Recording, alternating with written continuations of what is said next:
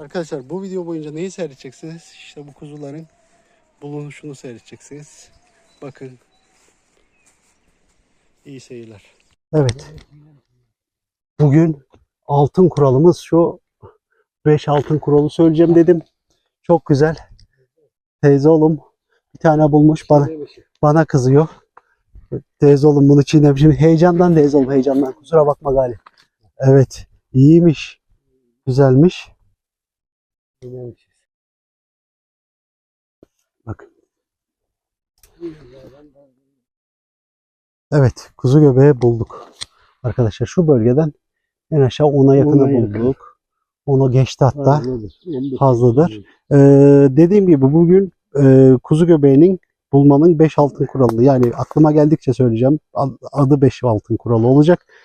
En azından sizin de nasıl bulabileceğinizi. Birinci kural. Daha önceden bulduğunuz ve topladığınız yer varsa veya bilen birisiyle gittiyseniz onunla beraber topladıysanız o zaman oraya gidin. Teyze oğlum bulmuş. Kes bakalım en son. Hep izledim videolarda vuruyorlar da ben niye vurmadan alıyorum diye. Doğru. Teyze oğlum bulmuş. Bir de bana çekişti. Sen bunları bak, görmeden nasıl geçtin? Evet ben çıktım. Doğru diyor. Bunları görmeden bırakıp niye gidiyorsun diye. Yapacak bir şey yok. Teyze oğlum hızlı gidiyor. Azıcık yavaş. Bak bir daha bak. Dedim ben sana 2 daha bul diye.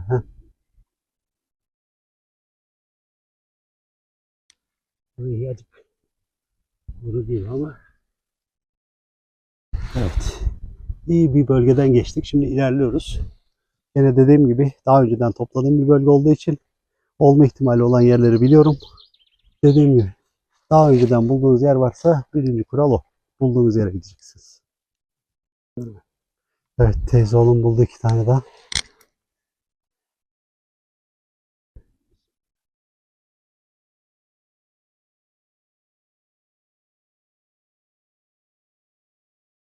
Gün varmış.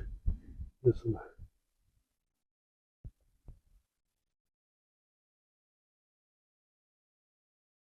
Şimdi bir şeyin açacağız.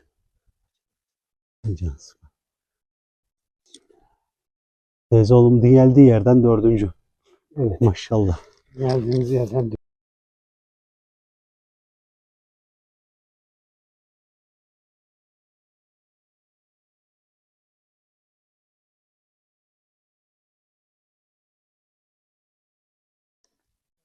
evet teyze oğlum bulmuş. 8 bir tane. Bir tane de burada dinliyor arkadaşlar. Bir tane de şuradan aldım. Hı hı. Çok güzel. Bir de poşetin yanında var dedi o. Yukarıda. Evet. Şuralara bakmak lazım. Ne zaman buralarda var işte görüyorum. Olur.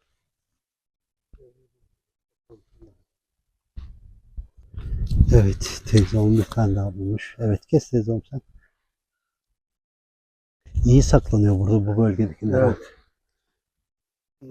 Gerçekten evet teyze oğlum 3 tane daha bulmuş. Güzel saklanmışlar. Çok güzel saklanmışlar.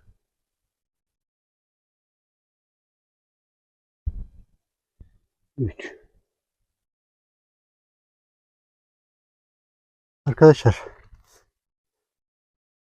tabii ki bu kuzu göbeği bulma işi sabır işidir. Yarım saate yakındır zamandır dolaşıyorum. Şimdi gene çıkmaya başladı. Şimdi ikinci kural rakıma dikkat edeceğiz. Rakıma neden dikkat ediyoruz?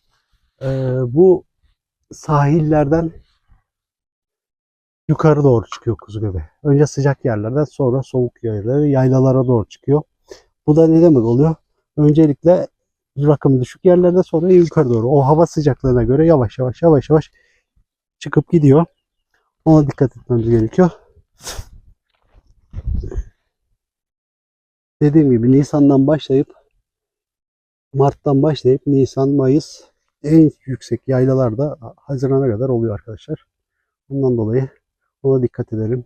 Evet. Eğer sabredersek böyle buluyoruz.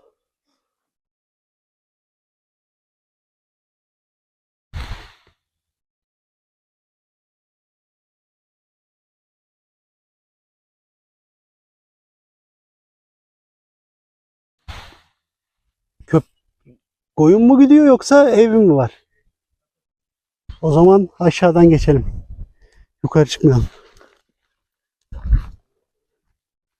Şimdi kediyle köpeğiyle uğraşmayalım.